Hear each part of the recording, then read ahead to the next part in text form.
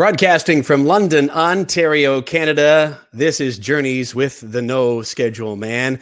Welcome, my name is Kevin Bulmer. We are here to celebrate and share the significance of our true selves and stories, and we've got a treat for you today, talking to world-renowned speaker Bob Kittell. More on Bob in just a couple of moments. A couple things I want to make sure that I let you know about before we get to the conversation. A reminder that the No Schedule Man's Mindset and Marketing Mastermind community is now open to new members. If you're in small to mid-sized business and if you've been looking for some kind of encouragement and support on your marketing message, what to say, how to say it, when to say and share it, and how often, and want to have some support and some collaborative partners with that, this community can help you out. noscheduleman.com/mastermind. You can find out more about that there. We've got some people that have been supportive of Journeys with the No Schedule Man right from the start, and their support has made it possible to bring you conversations like what we're going to have today with Bob. And I'd like to take a moment and acknowledge them. Gord Fancher at Connect One Consulting. If you're looking to get better at connection and build your network, your group of personal relationships, whether it's at home or for your community group, I would highly encourage you to reach out to Gord at connectoneconsulting.com. He can certainly help you out with that. Thanks to Laura Ma at Diamond and Gold Treasures, some of the finest jewelry in the area here in London and southwestern Ontario, also offering jewelry repair, custom design, and layaway. You can find out more about Laura and what she's doing at Diamond and Gold Treasures at diamondsgold.com. That's a Z right in the middle, or Z, as Bob and our American friends might say. I encourage you also to have a look at what Laura is doing on her social media channels. She's doing just a terrific job of building stronger relationships with her clients and customers just by being herself. And in fact, we've got a few videos up on my Facebook page now at facebook.com/noscheduleman with Laura, so that you can see her and a little bit of the store and what she's doing. Susan and Luke from Travel Agents in Action. Susan is a fully TICO certified travel agent. She also is certified in special needs travel and is an autism travel professional as well. Susan and I have talked about this before, and I look forward to sharing some of her views and experience on this with you on video. There are some people, whether it's a special needs, autism, something like that, that maybe keep some people from going and enjoying visiting other places around the world and having the experiences that they might like to have, but with just a little bit of extra pre-planning and the experience and the know-how that somebody like Susan provides, I think that you'll see it can open up worlds to you, and it doesn't really need to be difficult. I encourage you to reach out to Susan at foreverpreciousmemories.ca. In episode 87 of this podcast, we were joined by Brett Lucier. Brett is the owner of Provincial Glass and Mirror, a professional full-service glass company owned and operated here in London and serving southwestern Ontario. The tone of that podcast in that episode was the fact that Brett wasn't always the owner of Provincial Glass and Mirror. He started literally on the ground floor as an installer. In his own words, he broke half the stuff that he tried to install and earned the nickname 50/50 because of it. And over the period of 18 years, with hard work, resourcefulness, and facing each challenge as it came, he worked his way up to the sole owner of the company. I also want to mention that Brett and his team at Provincial Glass and Mirror have been instrumental in an important event coming up here in London, Ontario, Canada, called Fight to End, and to extend that fight to end homelessness. That's coming up soon. You can find out more about that at fighttoend.ca, or go watch or listen to episode 92, the most recent episode of the podcast with Adam Malamus, who's also involved in that. If you follow my Facebook page, you may have seen Carol Trickett. She's joined me to do a little bit of video. Carol is the one behind Trickett Financial, offering insurance and investments for Canadians and newcomers to Canada. Imagine going to a different part of the world. You're in an entirely different culture. You don't necessarily speak the language or speak it all that well. And now you got to get all your financial affairs in order, and you need some guidance as far as that's concerned. Where would you turn? What would you do? Who would you trust?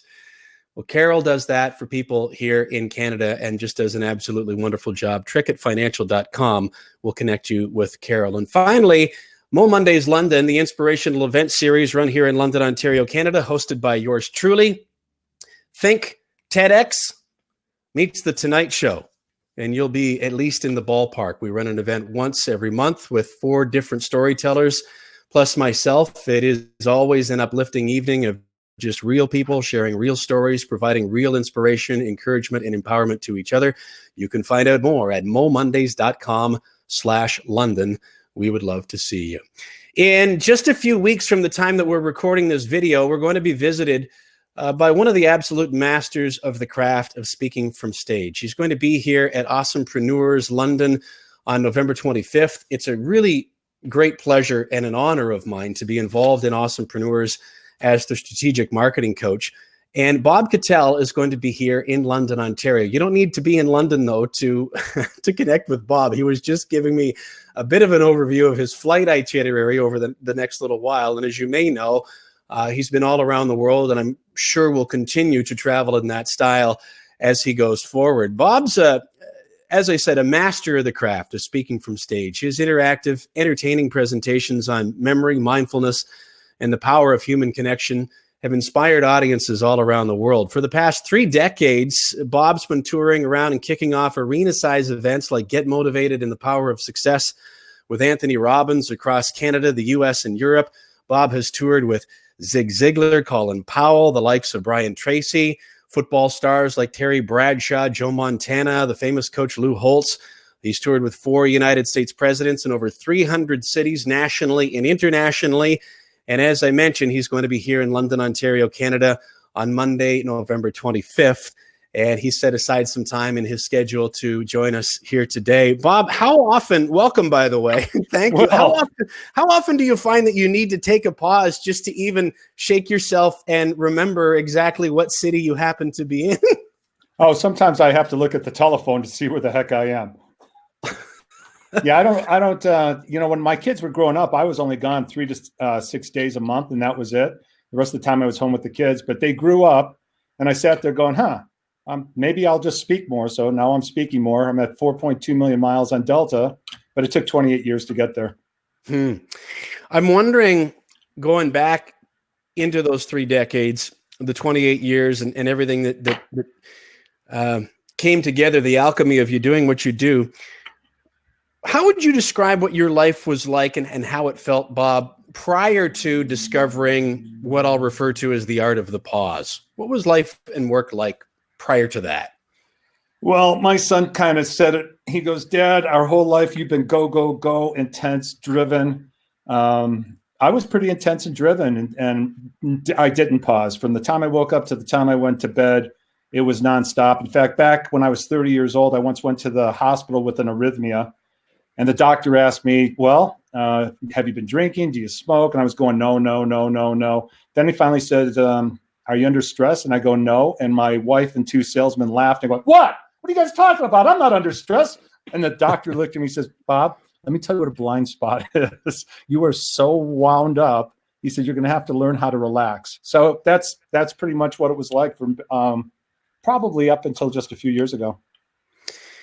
So you put a lot of those Delta miles behind you, really with, it sounds like with the RPMs pegged. Oh, I just thought I was an overachiever, and I was just super, super intense. And yeah.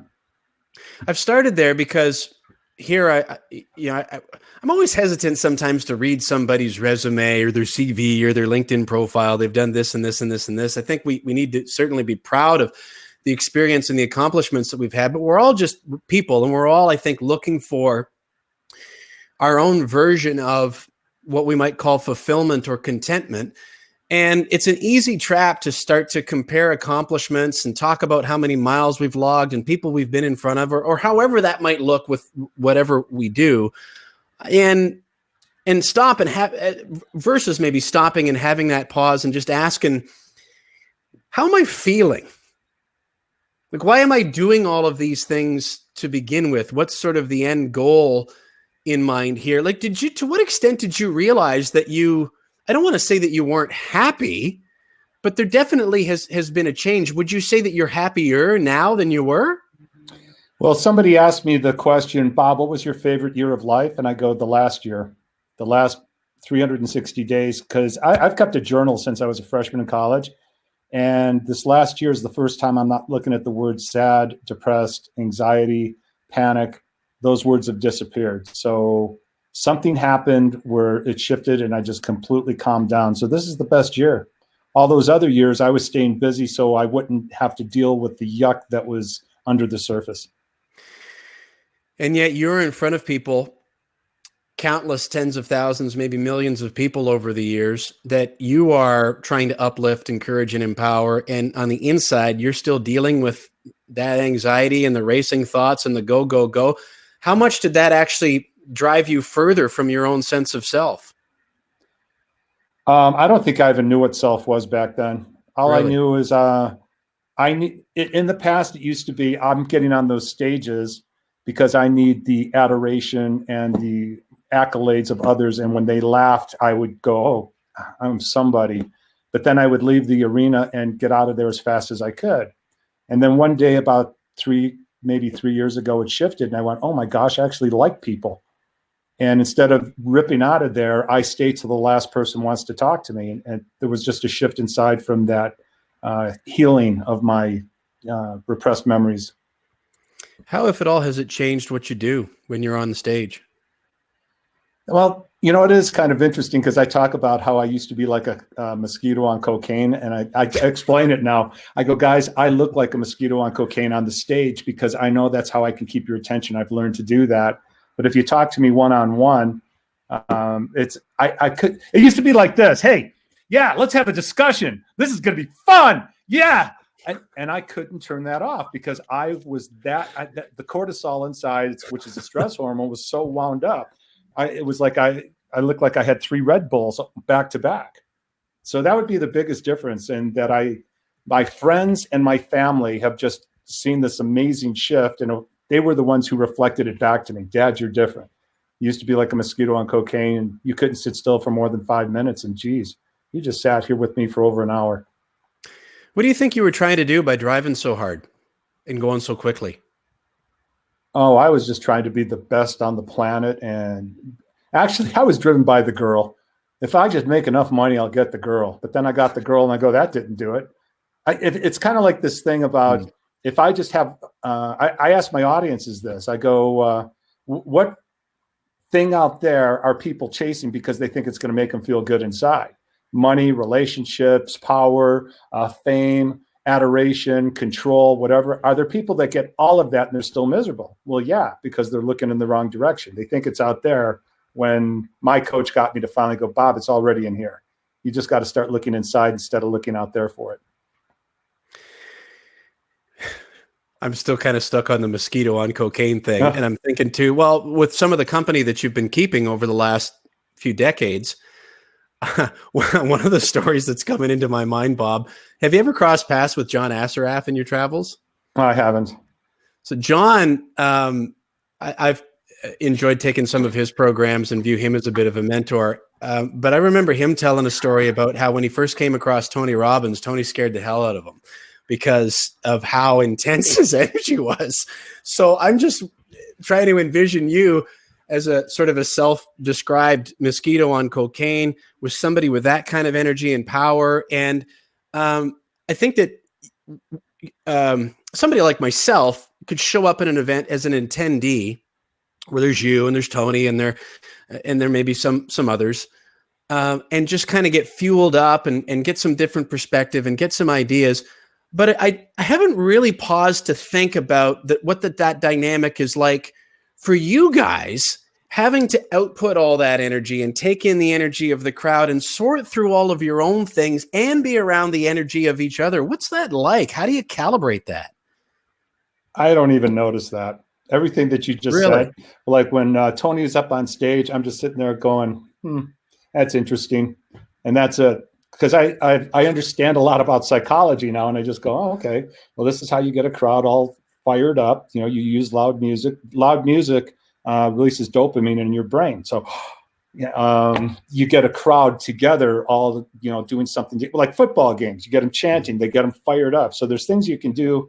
So I'm just kind of watching it just like an observer.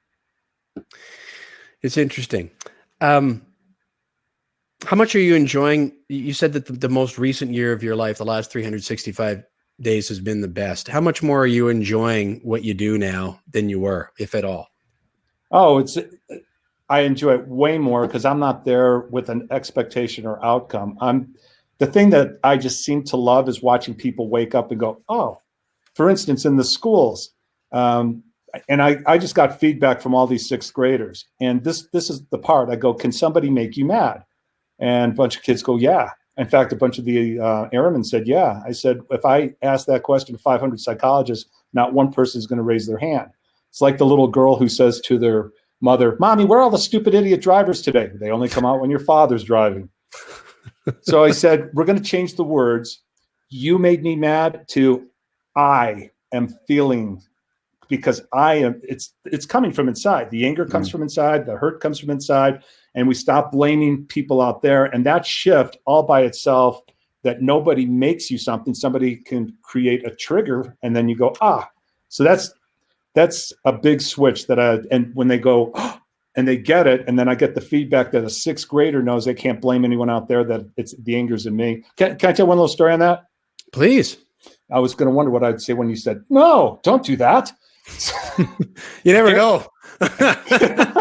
Maybe you could. Yeah, I'll give you permission for this one. So please continue. Well, thank you. In fact, that's a good idea to always ask for that permission. But Garrett Kramer wrote the book, The Path of No Resistance. And he was asked the question, what do you do to get the kicker ready to kick the winning field goal in the Super Bowl? He goes, I don't get him ready to kick the winning field goal in the Super Bowl. I get him ready to be okay either way. Because your worth has nothing to do with a ball going through the uprights. Now, if the fans are upset, who's got the problem? The fans. If the coach is upset, who's got the problem? The coach. Now, I tell athletes, don't tell the coach that in this moment because he doesn't get it yet. But and I ran this by psychologists. I go, is it true the person who's upset inside is the one who needs to reflect instead of blaming? They said, absolutely. So that's a big aha for a lot of kids and a lot of people. At what point did you become so passionate about going into schools and sharing with kids? 11 years ago, when I was touring all over the country in big stadium events, a friend said, hey, Bob, the middle school here in town needs a speaker. Could you go speak to them? And I said, sure. Well, how much are you going to charge them? I go, I'm not going to charge them. I make plenty of money speaking. I'd be happy to just do it. So I spoke to 400 eighth graders. And when I was done, I went, I don't know why an old man can keep their attention, but that was my favorite speech of the whole year. And then they asked me back the next year, and then the next year. So I'm speaking to one school each year and dozens of professional. And I go, I like speaking to the kids better. Or at the university, I go in as a guest speaker and volunteer. And I don't know what it is. I can connect with the kids. I can make an impact. So I just love it. So if they can't even afford it, I'll do it for free. If they can't afford it, great. That will help me go to another school and do it for free. You've shared with me some of the things that you share with the students at the schools that you visit, and they're all great. Some of them really spoke to me. I'd like to share some of them with you and ask for your thoughts, maybe have a little bit of conversation on them. So I'm really interested in what the experience is like, Bob. So for instance, one is helping people see to learn that success is on the other side of failure and that it's okay to fail so that we can learn. I instantly wanted to ask you how that's received in schools. And I'm not blaming schools or teacher or anybody from my experience, but I know through a lot of work that I've had to do in self-reflection that I came out of school feeling that it was not okay to fail. Fail was a big red X or the F, or it was something to be feared. And to actually turn it and seek it is as simple as it might sound to mention something like this is, that would have been a big idea if you had have brought that to me as a teenager. How well is that idea received both by the students and maybe by the faculty at the places that you go? I think it gets through to the kids that are ready to hear it. I don't get any pushback or like that's a bunch of baloney because I tell them the stories of mine. I go, I missed those 2 field goals against Arizona State and I thought it was the end of the world. I didn't get a scholarship, but it wasn't. The girl of my dreams dumped me and married someone else. I literally thought it was the end of the world, but it wasn't. I graduated from college and the career track I wanted, the door shut. I thought it was the end of the world and it wasn't. I ran out of money. I ran out of everything and I thought it was the end of the world, but it wasn't. And that continued throughout my entire life. And I tell stories like that. And I also tell a story about my mentor saying, Bob, go fail as fast as you can. It's the entrepreneur who goes out and fails. You learn something every single time. And, back to Thomas Edison, he goes, I didn't fail. I succeeded 10,000 times in seeing how a light bulb doesn't work. And that's how he got to where it was. So I think it's through the stories of my experience that they can kind of relate. And I go, guys, go fail as fast as you can. It's, you almost slipped by me that it was 11 years ago, you were already referring to yourself as an old man in front of the students. Well, do you know how old I am? No, never even occurred to me to think about it. Oh, You're not going to do that to me. No, see, I'm not going to give you permission to take me down that road, Bob. Okay. I'm not fool the guesser guy at the community fair. Sorry. Well, I fooled them. Anyway, I'm 61. Well, so I was going to ask then, I think that you've already alluded to this with telling stories of sharing experiences of what's real, as opposed to rocketing in as the inspirational, motivational, successful guy. Here's what you need to do and be separate from that which you already are to be successful. It sounds like there's a very natural and genuine connection by just going, hey, you're good the way you are. Here's what's real for me. Let me share with you to try to help you. How much do you think that's what contributes to kids just being so open to you being there and taking in what you're sharing? Well, I remember some of the speakers in our chapter of the National Speakers Association saying, Bob, you were really good before, but now that you're authentic, you've gone to a whole nother level of connecting. I remember the first day I was on that stage that I just went, screw it. Guys, I've suffered depression. I've gotten to a place where I go, I don't care if I live anymore. I know why people end their lives, not to end their lives, but to end the pain. And it was like I felt all the walls come down like, oh, good. It's not just me. And at the end of these assemblies, the administrators know that I'm going to hang around and talk to any of the kids that want to. And these kids thank me for letting them know that it's okay, that there are others that are. So one kid said, I didn't know other people had that darkness in their head. And he was a big football player with tears in his eyes. He said, I went to my dad and told him, and my dad said, buck up and quit being a baby. And he goes, now where do I go? So I said, we'll go right over here to the principal and just let him know that, you're not in this by yourself. We're all in this together. If you could identify a point where you feel like some sort of a switch flipped, where that opened up to you, like you just described, that you were able to be more authentic, how would you describe the time prior to that? Because I wouldn't suggest that you would say that you were ever inauthentic, or do you feel that you were by just trying to find your way around? So I remember when I was in college, and every time I got together with my girlfriend, I was telling her, and I did this, and I did this, and I did this, and I did that. I remember her saying, well, you're just bitching, aren't you, Bob? And I didn't get it. So it used to be when I went up there to speak, I would make sure they said all the accolades that you just talked about. Now when they have me introduce me, I say, just go, here's Bob. I said, I'll take care of the rest. It's like I don't have to impress people anymore. It's just like, I know somebody who he's in dialysis now. I've known him for 30 years. He's one of my mentors, and I just found out he went to Harvard. He doesn't lead off with, and I went to Harvard. And so that I would have been the guy, and I went to Harvard. I've got a master's. I've done this. Now it's just, hey, how you doing? In fact, I talk to people for an hour or two on an airplane, and when I get off, they have no idea what I do because I didn't have to tell them. If they ask, I go, well, I talk. I'm a talker. So that's the difference. The ego has been tamed or something. I don't know what to call it. Are you a better listener than you used to be? According to all of my children, absolutely. It used to be I had to be the loudest guy in the room. Let me tell you how cool I am. I learned that a wise man once said nothing.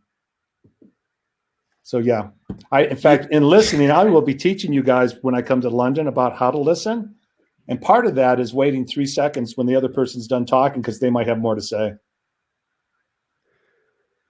Well, now I want to wait for 3 seconds before I ask you another question. Oh, feel free to jump in. I know doing this. Well, that's another thing that in my experience is something that sounds simple enough to say, but at least for me has been really challenging to become an unconscious competent with.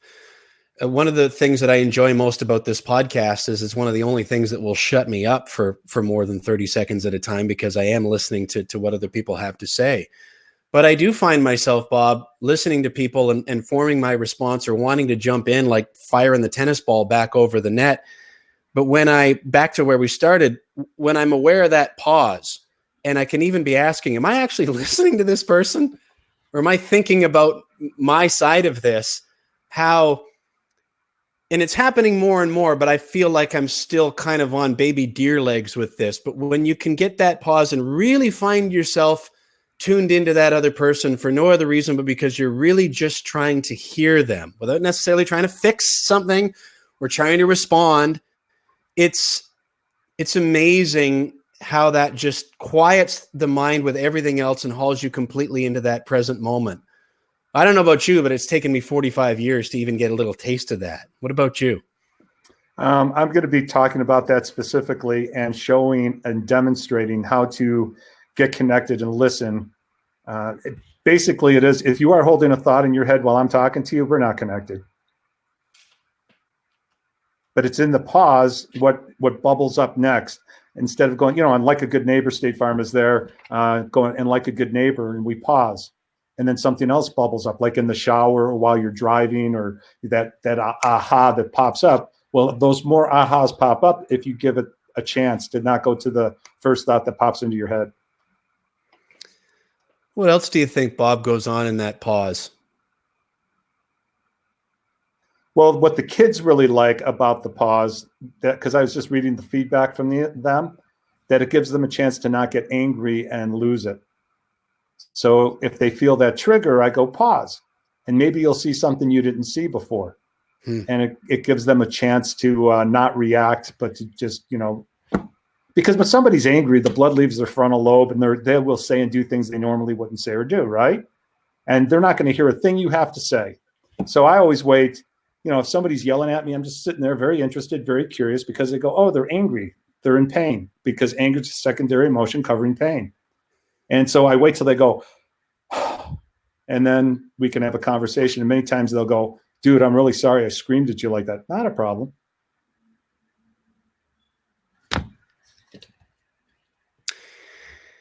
One of the other things that was on your list of things, and it's a long list, I'd love to have time to discuss them all.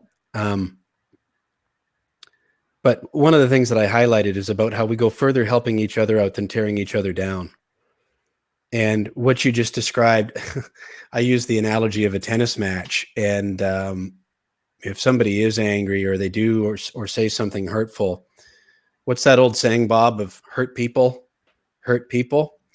Mm-hmm. And it is almost a race to just hand this back and forth to each other. We just wrapped up a federal election here in Canada, and I don't want to turn this into a political talk, but when I got to where if I would watch the hockey game, I would have to mute the television in between or in the breaks, because I just couldn't. I found it so emotionally toxic, the message of, well, this person or party is stupid and dumb, and they've screwed things up this way, and here's why we're better.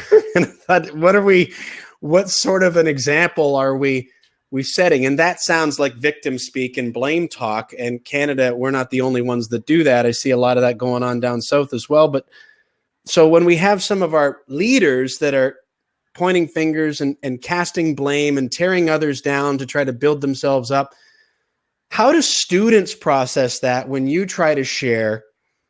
We really are, when we can have that pause, when we can not take things personally, when we can build each other up, I would suggest they're seeing a lot of the opposite of that. How well do you think they internalize that message when you try to share it with them?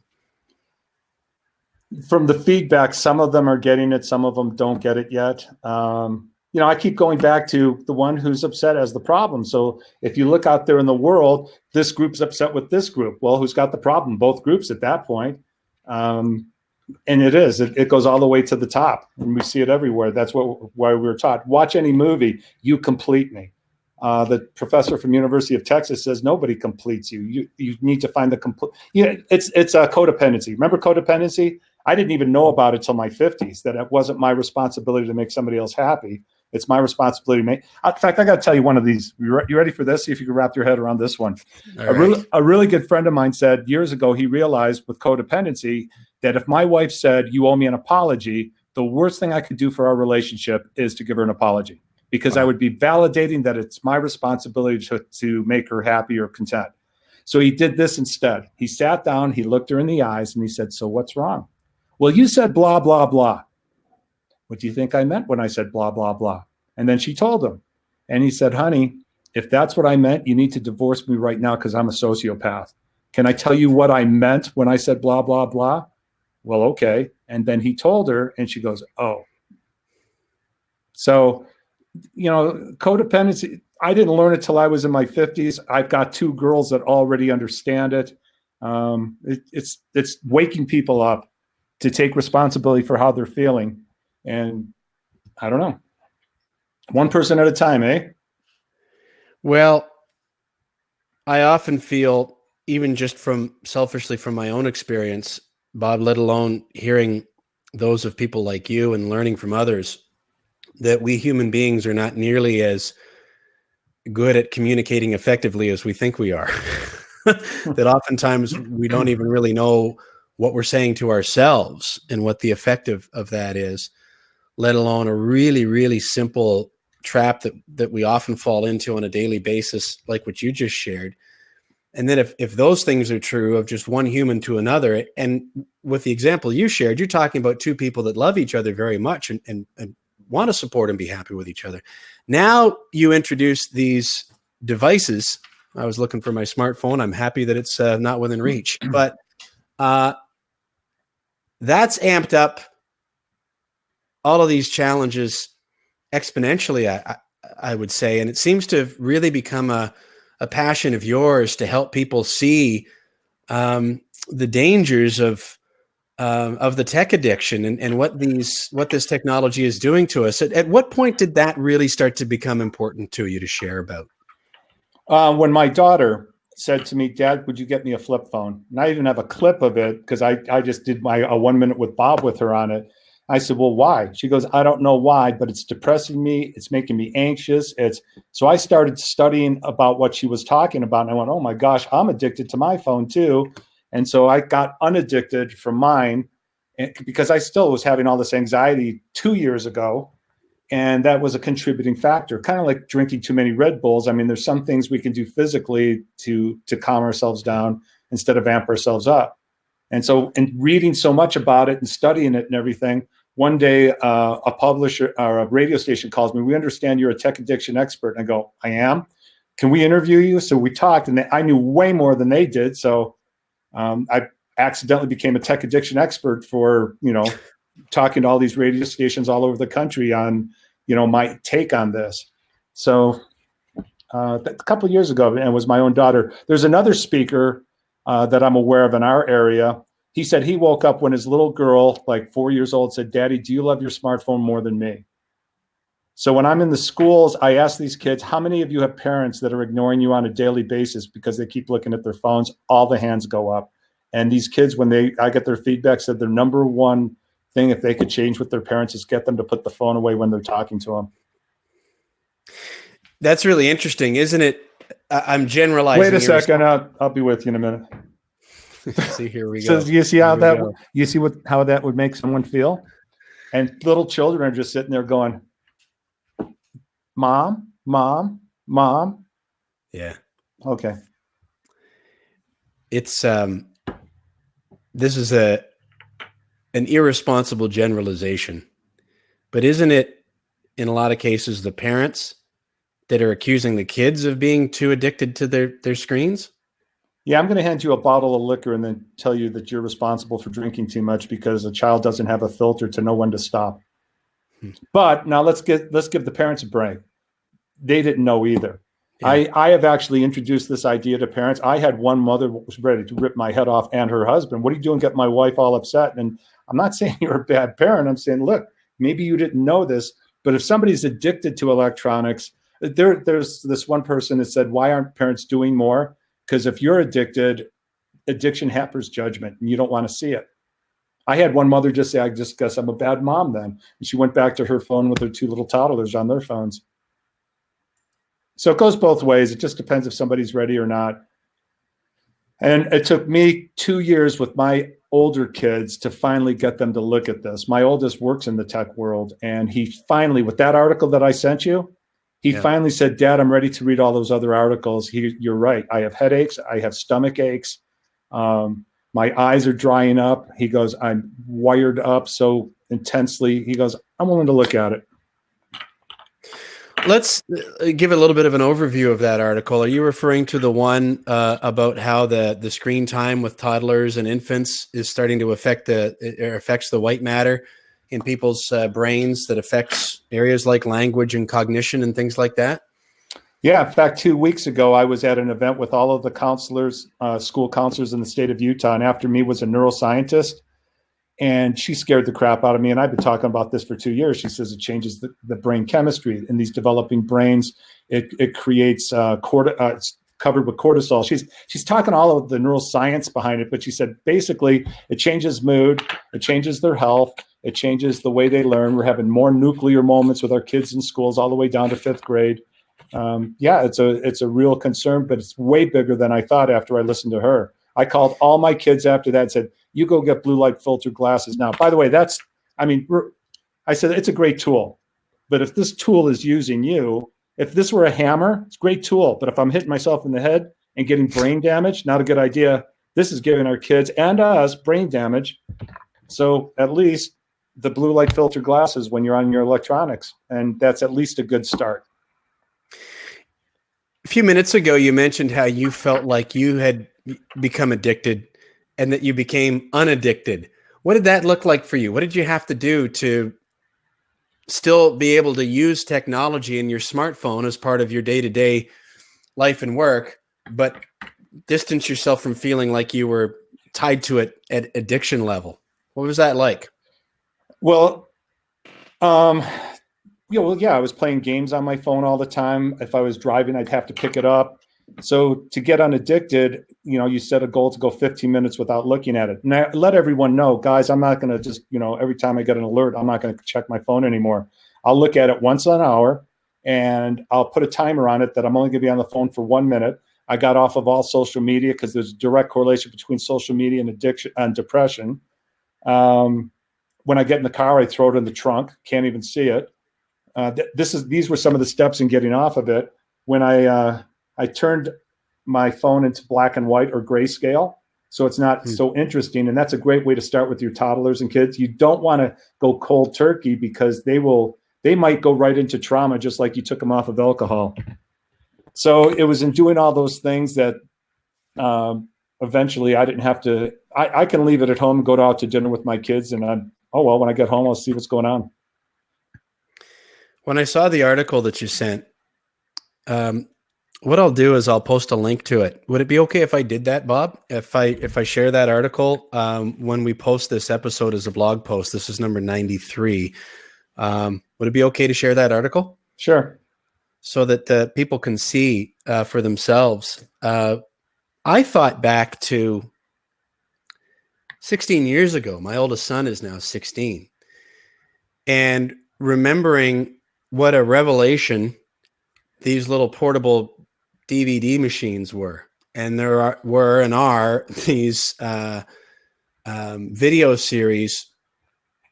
I won't name them because it's not accusatory, but they were specifically produced to try to soothe infants and toddlers, and we would put them on. And when we would travel around, we'd put the DVD on we didn't used to have seatbelts, but we certainly didn't used to have the flip down DVD player in every car, let alone the smartphone. So I'm even pre-smartphone here. But that immediately came into my mind, Bob, where I thought, wow, like right from the very start for both of my sons, I've really unknowingly trained them to be staring at a screen in a lot of cases. Yeah, well, we all did. And that's why we're all learning now. I told my daughter, the problem with parenting is by the time you're experienced, you're unemployed. But the difficult thing about the blue light coming off of all these electronics is that it shrinks the frontal lobe. And so we have a generation of ADHD and kids on Adderall. The kids in colleges and high schools tell me, hey, we're either legally or illegally on Adderall. We don't have Adderall, we get a C, we get Adderall, we can concentrate, we get an A. I mean, and then the Adderall adds to more brain chemistry, more problems. And so suicides in my state, the state of Utah, is the #1 killer of our teens. In the United States, it's the #2 killer of young adults. So it's a real big problem. There's one hospital here that has 8 to 12 kids coming in that either attempted or are in crisis each night in a 12-hour shift. So it's a big deal. That's why I go, guys, let's wake up. Let's save our kids. Where do you think we go, or we can go from here? I was sitting there with the guys at the Air Force, the same thing. And in the schools, I say, it's one person at a time, one school at a time, one kid at a time. The awareness is way bigger. I ask kids now this: how many of you have heard that maybe smartphones aren't good for you? They all raise their hands. I show them Psychology Today. Screen time is making our kids moody, crazy, and lazy. How many of you have little brothers and sisters and you think this might be true? They all raise their hands. The problem is a kid does not have the filter to get off that stuff by himself. So it's awareness. I say, how many of you are already wearing blue light filter glasses? 4 or 5 people raise their hands. 2 years ago, everybody just thought I was an idiot. And they didn't want to hear it, or they go, no, that's not true. So the awareness is a lot greater than it used to be. What about, aside from all of the, I'll call it science, I guess, behind what you've shared of what happens physiologically with the blue light and the screen time and the constant stimulation and all of the things that come with that. What about what we're missing out on if we're engaged in that so much? For instance, back to where we started at that pause, that connection, that sense of presence, and I guess I'll say mindfulness. So first of all, what are the kids missing on a trip? They don't see outside. They don't see nature. They're disconnected from nature. One of the greatest books out right now on this is Lost Connections. And he talks about how we're missing life because we keep looking at the phone. Conversation. These kids are coming out of college and they can't talk to each other. They are. My daughter said, "Dad, would you please call the dentist for me?" I said, "Why?" I know I got to work on it, but I don't like talking to people. My brother, who's a CEO for a company back in Buffalo, he said, "It's getting ridiculous." I brought one of my production line managers in and said, "Hey, what's going on with such and such?" He goes, "Well, I haven't heard from so-and-so in 3 days." "What? You haven't heard from him in 3 days?" "I sent him an email 3 days ago." "He's in the office next to you. Go talk to him." So we're getting more disconnected. They're playing games at night instead of playing with each other. A psychiatrist at the University of Utah said, here's the answer to the addictions: connection. Kick the kids out of the house, have them play with each other, talk to each other, look each other in the eye. And by the way, the more I looked into people's eyes, the last coach that calmed me down completely, he said, "I'm going to get you to connect it to yourself through reflection, not blaming others for what you're feeling, and with others." So every day I have a meaningful conversation looking into somebody else's eyes, and I tell them why I'm doing it. And it's mind-blowing. How has it changed what you do? I mean, in the field, being a public figure like you are, and sharing content online, videos, photos, things like that, how, if at all, has that changed the mechanics or the regularity of what you even decide to share and feed and put out online? So 3 years ago, one of the kids at that middle school said, "You're nobody." I go, "What do you mean? You don't have a following on Instagram. You didn't talk to 5 million people. You're nobody." So I started asking my audiences to follow me just so I could get into the school, so I could be, even schools wouldn't let me in because I didn't have a big enough following. So I must be nobody. And so one day I started doing these 1 minute with Bobs, and people liked them. So I just kept doing them. And then it occurred to me that I am creating content to get people, well, I just asked all those soldiers to follow, or airmen to follow me. I said, "I'm not going to follow you back. I'm not going to put up any more content because I'm not going to try to suck you in just to get you addicted." So I don't know. I'm still stuck there. I've got other things I could do 1 minute with Bob's, but I'm trying to get you off of these feeds. You know, on that scroll down feature on Instagram or Facebook? That's one of the greatest addictive things they've ever created because it's called an intermittent variable reward, like gambling. Nothing, nothing, nothing. Oh, I won. Nothing, nothing, nothing, nothing. Kitty, nothing. And that's the mechanism, not knowing when you're going to see something you like with the dopamine, that addicts you to something. Why do you get addicted to golf? Crappy shot, crappy shot, crappy shot. Oh, good shot. That hasn't described my golf game. The first 3, yes. Last one, no. But Well, that's an interesting challenge, because I guess you could say that the other argument, or another side to the, not that it's an argument, a discussion, is that forms like this, for instance, we're both staring into screens and we're going to be sharing this, that now there will be an audio version that people can listen to in their cars or their headphones or something else, that I would suggest is very valuable information. And through audiobooks and podcasts and things like that, I've learned so much. So to present yourself in a way that can reach out to people, that can help equip them with your experience and the knowledge and the tools, is, I would say, probably a valuable thing. But I can see the challenge that you've got with saying, on one hand, we really need to take away from this. On the other hand, well, it's I maybe need to feed it, but I don't know how much. So what you're creating is a tool. You're helping people, right? Yeah. So once again, if it's a tool, it's awesome. Put on the blue light filter glasses and let's learn something today. And audio, there's no problem with audio. That's not the visual thing that's bothering us. But if you're addicted to this, well, then that might become the problem. There's the answer for you and for me. I mean, I've got an entire video series on how to memorize. I got another video series I'm putting together on how I went from panic to peace. But that's great if it's educating. But if we're addicted to it, well, we don't. An addiction is hurting our relationships. I have a friend getting divorced because he said, my wife has a new boyfriend. I can't get her off of it. I know a lady who said, I got divorced from my husband because he comes home and then he plays video games and he never talks to me. So if you and your wife are sitting there watching Netflix, you're not connected to each other. You're both connected electronically to that screen in front of you. So if I'm with another human being, all electronics are off and I'm going to have a connection with you, because that's what healed me. You mentioned about memory. I've been dying to ask you this, and I'll use myself as a bit of a guinea pig, switching gears a little bit here. I don't have it in front of me. I don't have it written down. I did go and see some of the videos that you have available online at the end of last week. I think it was Friday. And so what's today? Tuesday? It's Tuesday afternoon. Let's see how much of this I can get through, because then I want to ask you about what's really happening here. So it starts with bonnet. Uh-huh. Giraffe. Mm-hmm. Phone booth. Uh-huh. Steamroller. Uh-huh. Boat. Uh-huh. Snake. Uh-huh. Is professor after the snake? It's professor. Uh-huh. I want to say soup. Uh-huh. Airplane. An airplane lands in the soup. Right. Starting to lose it. I think there's a hippopotamus. That's correct. And we somehow end up with dancing, but I feel like That's correct too. You know so what's going on? What's going on there? What happened there? Your visual memory, how memory is formed. One of the theories I heard is you have a thought, you tie it to an emotion, and it's more fun to memorize with our pictures in our head.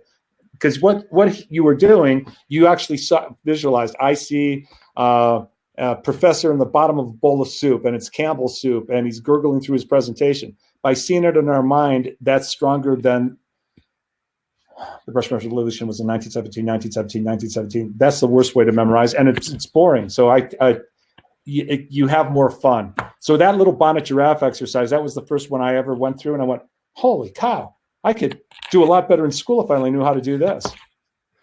I'll tell you what I watched, Bob. There's a video on your YouTube channel of a keynote that you gave in Jacksonville, Florida, I think in 2009. Uh-huh. And you ran the audience through that exercise. And when I was watching, as you were doing it, I thought, I was with you, Bob. I loved the talk. This was great. As somebody who is an aspiring speaker, I'm learning all kinds of stuff by watching you. Now, what the hell are you doing? I can't remember all this random stuff.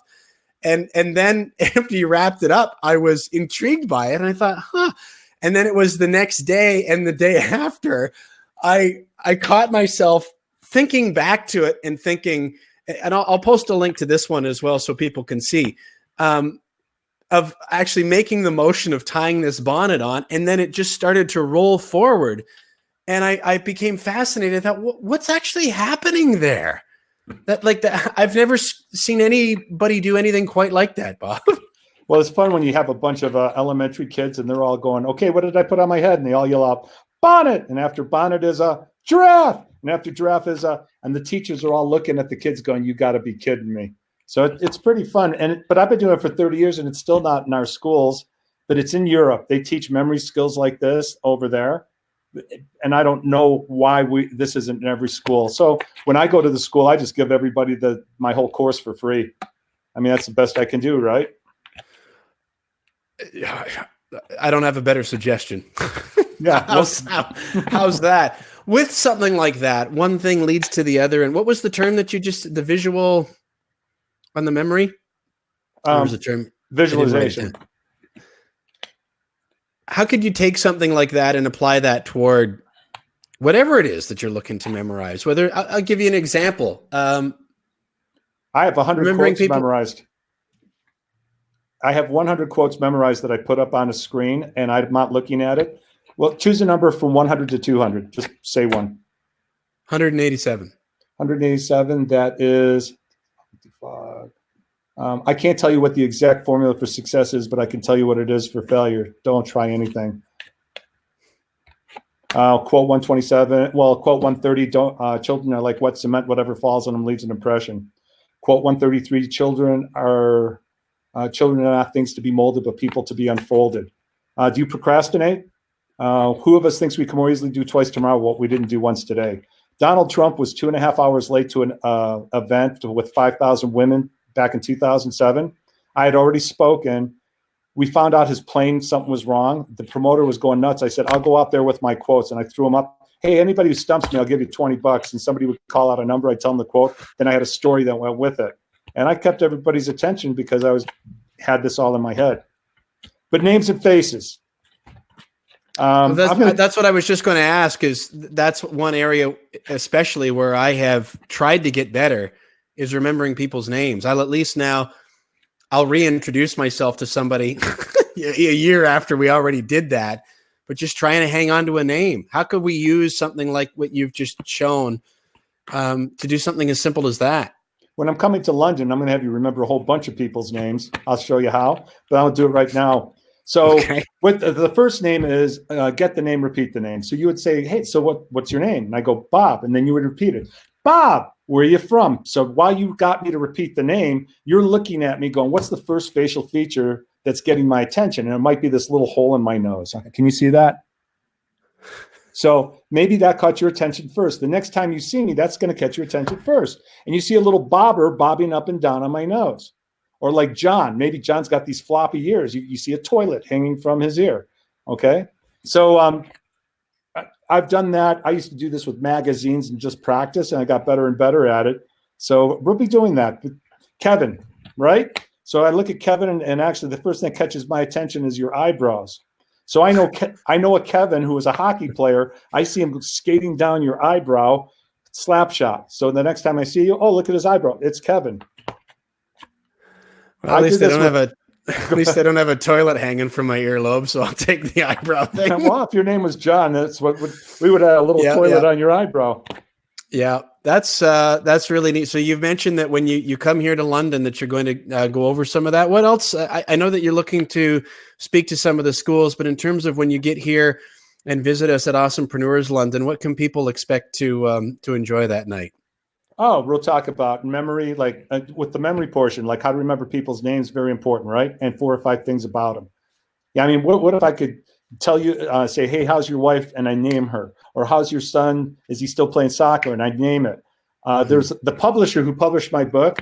We were talking on the phone, and 1 week later, he calls. He says, hey, how's Julian doing? He goes, you got to be kidding me. You remember my son's name? And that's what intrigued him, and he wanted the book. The quotes or jokes. If you're in business, it's good to have some one-liners that you can go to. I could sit there and entertain people because I've got some of these jokes memorized. Another one would be, your product or your service, or how to memorize stuff like that. And then it's going to be, the concept of go fail as fast as you can. And when the door opens, take it. So one day I was sitting there going, how will I teach a bunch of people for free how to memorize. And the idea popped in my head, go into an anatomy class, ask the professor. So I did.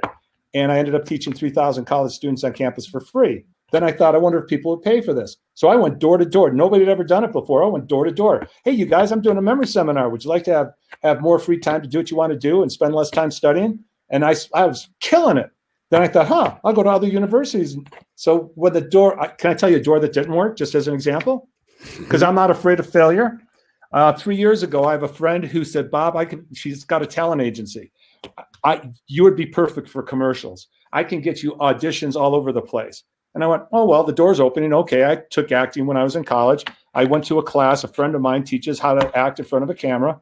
And after 3 weeks and after 2 auditions, I went to my friend and I said, hey, Michael, on a scale of 1 to 10, I'm about a 2 when it comes to acting in front of a camera. He goes, yeah, that's about right. And I said, I'm about a 9 when it comes to speaking. He goes, yeah, that's about right. I said, so what am I doing here? He goes, I don't know.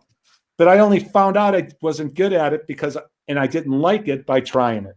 So it's those types of things we'll be talking about. Does the memory stuff ever either help you or even hinder you when it comes to speaking?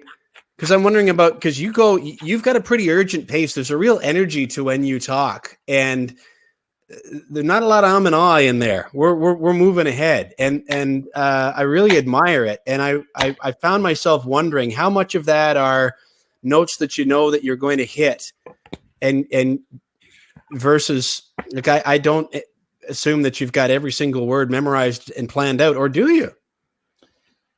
I prepare different than others. I'm going to show you a story of a rollover that I had in Mexico 2 years ago. And I told my daughter what happened. Then I told my son what happened. And then I told another friend what happened. And then I started remembering funny things about it. And then I'm standing on stage going, I have told that story 100 times, and I told it from stage. And it's one of my signature stories now. So I prepare by just showing, I see the picture.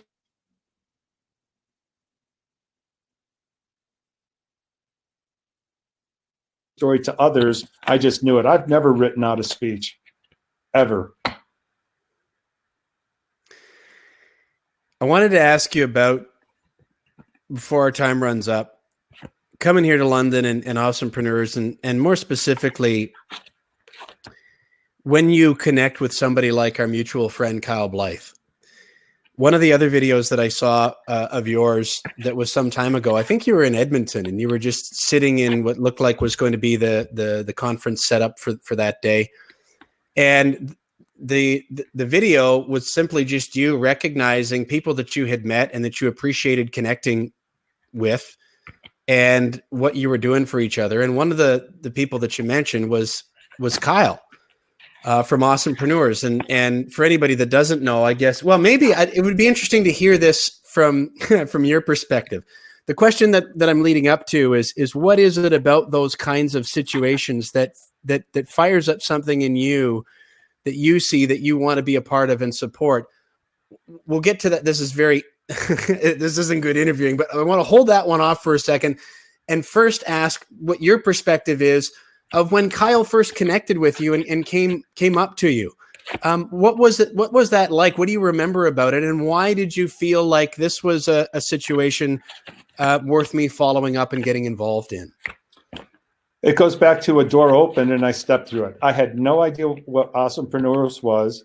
He just says, hey, because I say from stage, look, if there's a place that you could use me speaking, just come up and ask.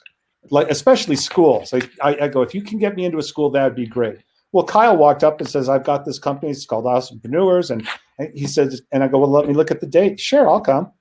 And I mean, that's it. He was a person, and I see every single person as amazing worth. It could have been anybody saying, I've got a group. Can you come up and speak to us? I go, sure. And I just have the habit of doing that and let it go where it is.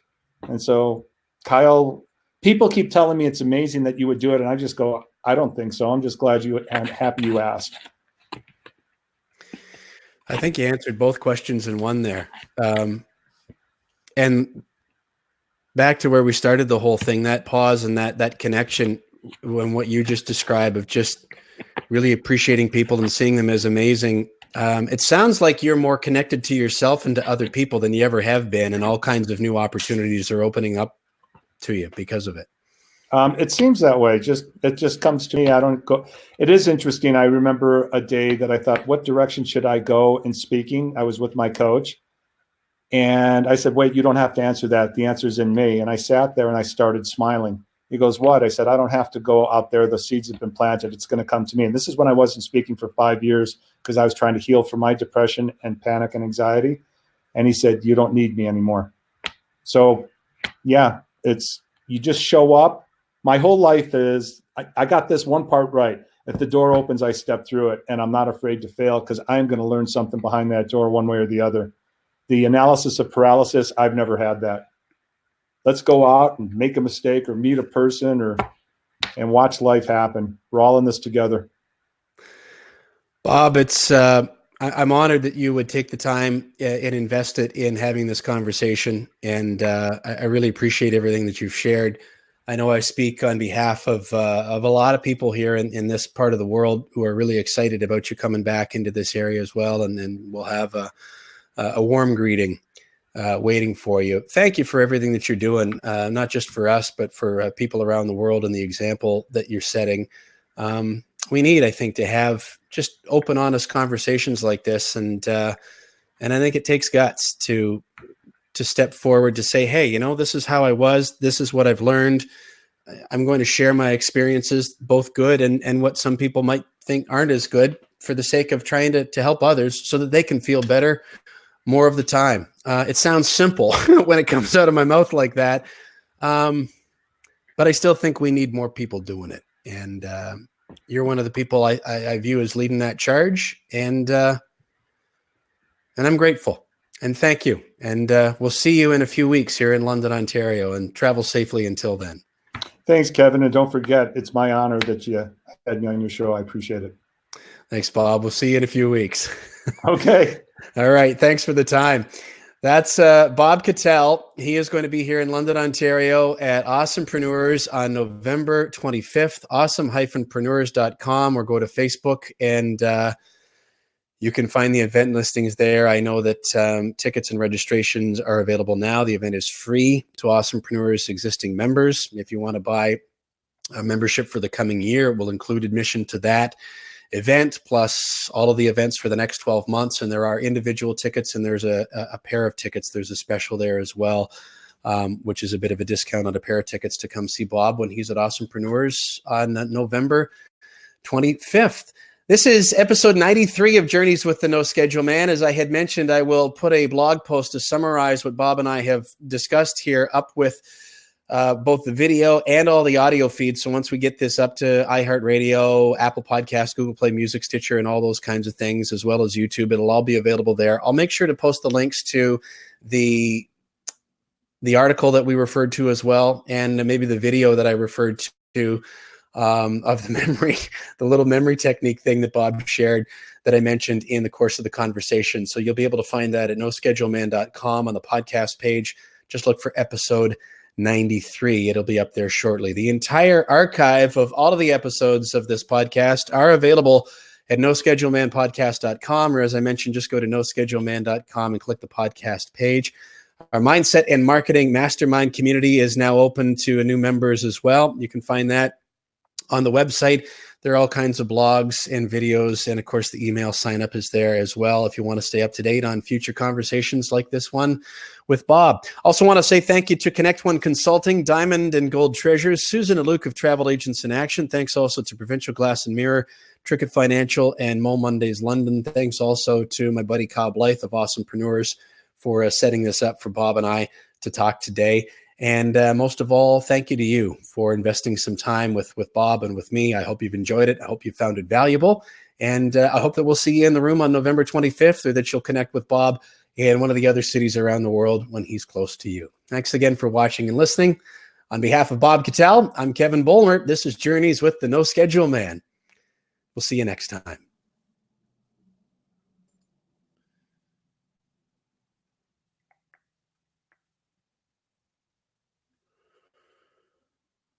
Okay.